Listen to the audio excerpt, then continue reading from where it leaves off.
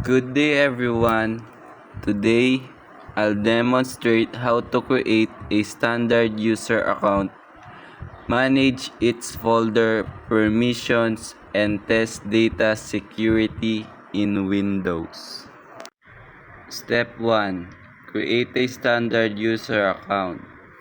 Press Windows plus I, go to Accounts, Family, and Other Users, then click Add someone else to this PC. Choose Add a user without a Microsoft account, create a username and password, then confirm it's set as standard user.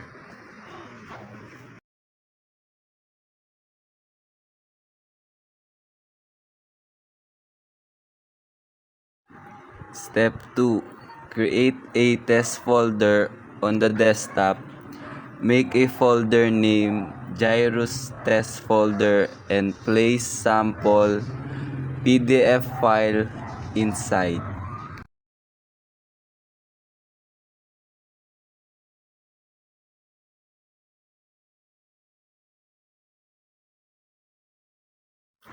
Step 3. Add user permissions. Right-click Gyrus Test Folder, Properties, Security, Edit, Add. Then type the Gyrus student name. Click OK. Apply to save the permission.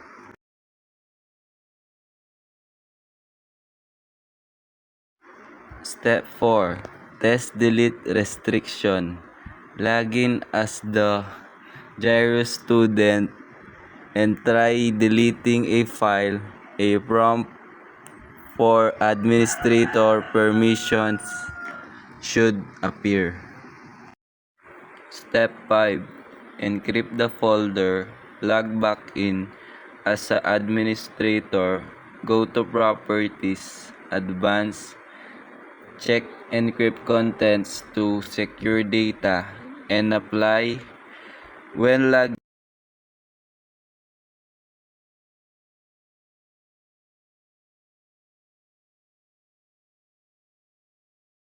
in as the Gyrus student. The files should not open or edit. Step 6. Modify permissions. As administrator, edit the user's permissions. Check, modify, and uncheck read. Apply the changes.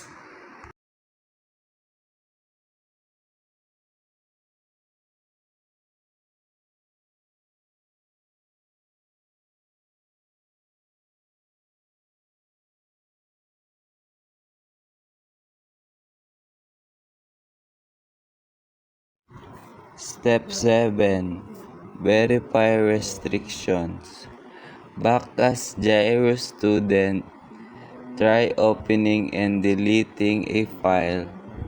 You'll see that it can delete but not read the file.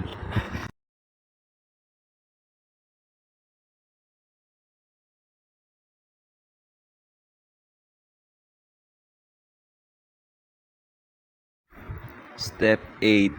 Delete the user accounts.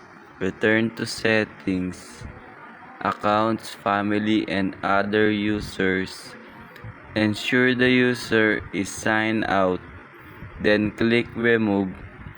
Optionally, clear the password before deletion.